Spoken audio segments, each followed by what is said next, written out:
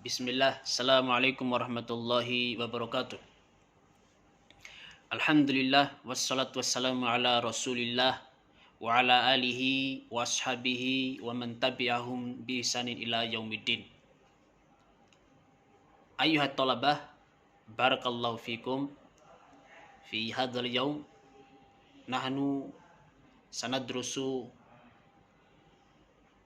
al-fiqh. Al-madah fi hadzal yaum hiya al-fiqh. Pada kesempatan yang baik ini, pada hari ini kita akan belajar tentang pelajaran fikih. Kita masuk pada pelajaran yang ketujuh, yaitu pembahasan tentang puasa. Pelajaran 7 halaman 35. Halaman 35. Pembahasan tentang puasa.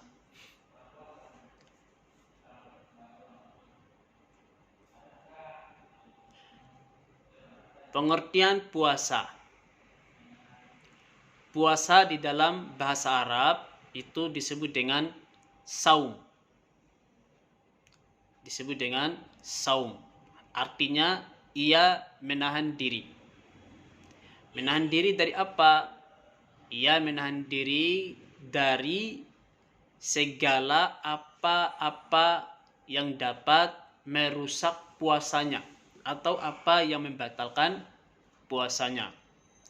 Mulai dari terbitnya matahari sampai tenggelamnya matahari. Dalam pelaksanaan puasa tersebut, ia mengharapkan ridho atau pahala dari Allah. Ya, ini pengertian dari puasa. Ia menahan diri dari apa yang membatalkannya. Ada orang yang mengatakan bahwasanya puasa itu adalah menahan diri dari makan dan minum. Nah, ini pengertian yang sempit. Ya, jadi yang lebih lengkap, yang lebih sempurna, pengertian daripada puasa itu ia menahan diri dari segala apa saja yang dapat membatalkan puasanya atau yang dapat merusak puasanya. Ya, mulai dari terbitnya fajar sampai tenggelamnya matahari. Puasa itu merupakan rukun Islam yang keempat.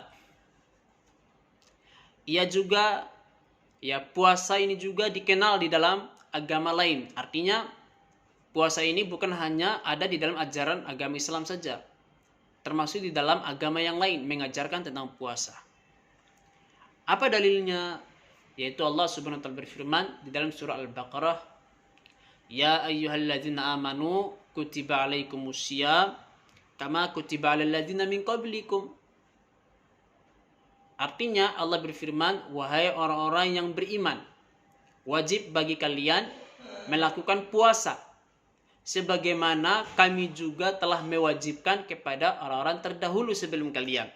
Siapa orang-orang terdahulu sebelum Islam? Yaitu orang-orang Yahudi, orang-orang Kristen. Mereka juga diajarkan, disyariatkan tentang puasa. Ya, diwajibkan, diperintahkan oleh Allah Subhanahu wa taala sebagaimana ayat tadi. Nah, ini menunjukkan anak-anak sekalian bahwasanya puasa itu adalah perkara yang besar. Sehingga kepada semua umat Allah Subhanahu wa taala perintahkan, Allah wajibkan untuk berpuasa. Perbedaannya dengan ajaran Islam terletak pada niat dan tata cara pelaksanaannya. Ya, jadi intinya ya puasa itu disyariatkan kepada seluruh agama. Hanya saja ada sisi perbedaan. Apa? Ya mungkin terletak pada tata caranya. Ya wallahu ta'ala alam, kita tidak tahu bagaimana cara puasa orang terdahulu. Ya. Kalau cara puasa kita ya jelas sebagaimana telah kita lakoni semua, telah kita amalkan. Ya, cara puasa yang Allah perintahkan kepada kita. Nah, kalau puasa orang terdahulu kita tidak tahu. Ya. Kalau puasa pada agama kita ya jelas bulannya bulan Ramadan. Kalau orang terdahulu puasanya kapan kita tidak tahu. Apakah di bulan Ramadan juga atau di luar bulan Ramadan? Ya wallahu taala alam, kita juga tidak tahu. Tapi yang jelas mereka juga pernah diperintahkan dan juga telah disyariatkan oleh Allah Subhanahu wa taala untuk berpuasa. Ya.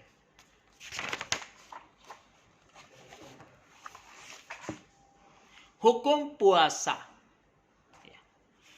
Hukum puasa ada yang wajib, ada pula yang sunnah, ada juga yang haram. Ingat, 3 hukum puasa.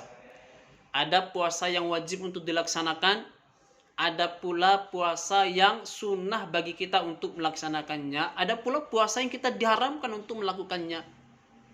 Ya, apa saja puasa yang wajib? Puasa yang wajib itu adalah puasa di bulan Ramadan. Ini puasa yang wajib. Ya, bisa dilihat di halaman 36 itu. Puasa di bulan Ramadan itu hukumnya wajib dilaksanakan. Artinya tidak melaksanakan puasa bulan Ramadan, maka dia telah melakukan perbuatan dosa besar. Karena puasa di bulan Ramadan juga itu merupakan rukun daripada rukun Islam.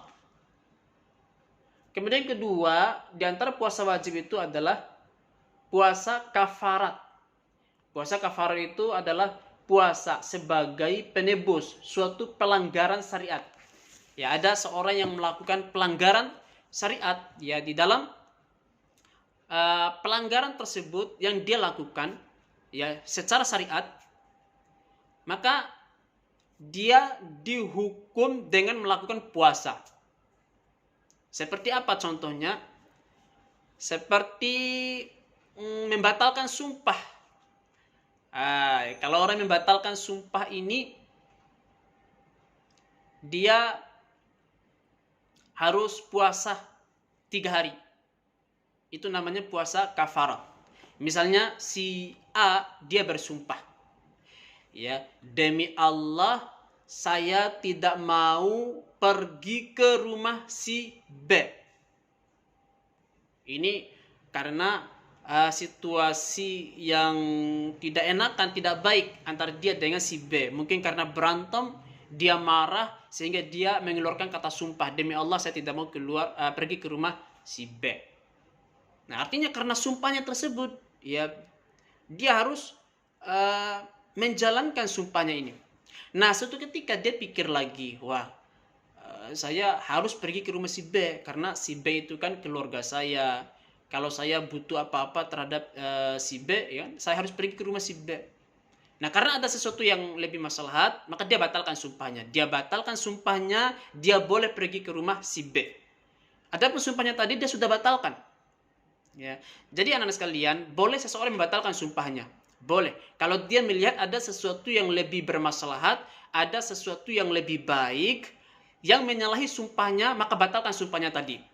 Tapi dengan catatan, dia harus berpuasa 3 hari. Yep. Nah, puasa 3 hari ini disebut dengan puasa kafarat. Puasa kafarat. Contoh kafarat yang lain. Contoh kafarat yang lain. Jadi mohon maaf. Misalnya di siang hari di bulan Ramadan. Di siang hari di bulan Ramadan, ya, suami istri melakukan sesuatu yang dilarang. Ya, dalam tanda kutip, ya, paham ya. Jadi mohon maaf, ini termasuk di antara contohnya. Melakukan sesuatu yang dilarang untuk suami istri. Apa bahasa bagusnya? Ya, hubungan suami istri lah. Ya, insya Allah bahasanya sudah agak sopan lah. Ya, hubungan suami istri di siang hari bulan Ramadan. Ingat, siang hari di bulan Ramadan. Puasanya batal. Suami istri, ya, hubungan di siang hari bulan Ramadan, maka puasanya batal. Selain daripada puasanya batal, nanti di luar bulan Ramadan dia harus berpuasa selama 2 bulan berturut-turut. Ingat, berturut-turut. Kalau dia tidak berturut-turut, ulang lagi dari awal. Ini namanya puasa kafarat. Apakah wajib? Wajib. Kalau dia tidak puasa kafarat, berdosa dia, dosa besar. Dosa besar kalau dia tidak puasa kafarat. Lantaran dia telah mencemarkan kesucian bulan Ramadan. Ya, ini puasa kafarat. Ya, bagi orang yang berhubungan siang hari di bulan Ramadan, maka kafaratnya dia harus berpuasa selama 2 bulan berturut-turut di luar bulan Ramadan nantinya. Taib.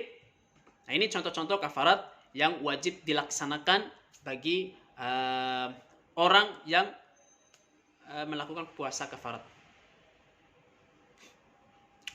Kemudian yang ketiga, puasa qadha.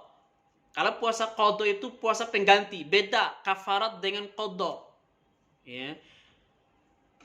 Kalau kafarat tadi itu dilakukan oleh orang-orang yang melanggar secara syariat. Kalau qadha itu ya dia membayar utang, dia mengganti puasa yang telah dia lewatkan.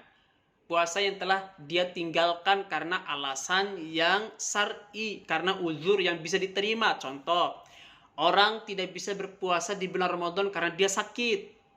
Nah, orang yang sakit ini nanti di luar bulan Ramadan dia puasa ganti selama hari yang dia tinggalkan. Misalnya dia sakit 1 minggu, ya berarti dia di luar bulan Ramadan dia puasa selama 1 minggu juga. Misalnya orang yang melakukan safar, perjalanan jauh, perjalanan selama 2 hari di tengah jalan, ya dia batalkan puasanya tidak apa-apa. Maka nanti di luar bulan Ramadan dia harus mengganti puasanya sebanyak 2 hari pula. Jadi dia harus menggantikan puasa yang dia tinggalkan tadi di luar bulan Ramadan selama hari yang dia tinggalkan itu. Ya, ini namanya qadha. Qadha itu artinya mengganti. Ya, atau yang disebut dengan puasa utang. Ya, beda ya kafarat dengan qadha. Ya, kafarat dengan qadha itu beda. Kemudian yang keempat adalah puasa nazar, yaitu puasa untuk mewujudkan suatu ikrar atau janji. Puasa nazar juga wajib. Misalnya si A, dia berjanji, ya saya daftar di Madinah. Si A ini daftar di Madinah. Dia berjanji, kalau saya lulus masuk di Madinah, saya puasa selama 1 bulan. Sebagai rasa syukur saya kepada Allah Subhanahu wa taala. Ya. Nah, kemudian dia daftar di Madinah, lulus, diterima dia di Madinah. Nah, oleh karena dia sudah mengikrarkan janjinya tadi, wajib dia berpuasa selama 1 bulan. Wajib, tidak boleh tidak dilaksanakan. Karena dia sudah mengikrarkan sumpah, sudah mengikrarkan nazar atau janji. Tapi ingat, tidak dianjurkan untuk melakukan nazar. Ulama memakruhkan nazar. Ada orang mengatakan kalau saya lulus ujian nanti saya sembelih seekor kambing, seekor untuk saya bagi-bagikan kepada orang miskin. Ya, sebaiknya tidak usah pakai nazar. Laksanakan apa adanya. Ya, kalau lulus alhamdulillah, ya kasih hadiah kepada orang, sedekah kepada orang, tidak perlu pakai nazar segala. Nazar itu sebagian ulama mengharamkan dan sebagian ulama memakruhkannya. Tetapi kalau orang sudah terlanjur nazar, maka laksanakan nazarnya. Maka menjadi wajib kalau sudah terlanjur nazar. Tapi sebaiknya jangan nazar. Kenapa? Karena Nabi mengatakan la yakhruju illa min bakhil. Sesungguhnya nazar itu keluar dari lisannya orang-orang yang pelit, orang-orang yang bakhil. Kenapa bakhil? Dikatakan nazar itu bakhil karena dia belum mau mempersembahkan ibadah kepada Allah sebelum Allah memberikan sesuatu kepadanya. Seharusnya seorang hamba itu dia melakukan ibadah kepada Allah itu dengan kerelaan, ya, dengan keikhlasan dia, ya, tanpa dia menginginkan pemberian dari Allah. Makanya Nabi mengatakan orang yang nazar itu adalah orang yang bakhil, orang yang pelit. Makanya ulama mengatakan makruh, sebagian mengatakan haram. Ya, jadi sebaiknya tidak usah nazar. Cukup kita berdoa saja kepada Allah itu sudah cukup. Ya, ad-du'a silahul mu'min. Doa itu adalah senjatanya orang yang beriman. Ya, kita berdoa kepada Allah. Tetapi kalau seseorang sudah mengikrarkan nazar, wajib dia laksanakan. Ya. Jadi dalam hal ini anak sekalian, yang pertama dia jangan nazar. Itu yang pertama, jangan nazar. Tapi kalau dia sudah terlanjur mengikrarkan nazar, maka wajib dia laksanakan nazarnya. Ya, ada orang yang bernazar untuk berpuasa selama beberapa hari, dalam ikrar nazarnya tersebut, maka wajib dia melakukan puasa nazar itu. Ini 4 yang termasuk puasa wajib. 4 yang termasuk puasa wajib. Nah, adapun puasa sunnah ini banyak. Insyaallah taala akan kita lanjutkan pada pertemuan yang akan datang. Aku liqul hadza astaghfirullah li wa lakum. Innahu huwal ghafurur rahim. Assalamualaikum warahmatullahi wabarakatuh.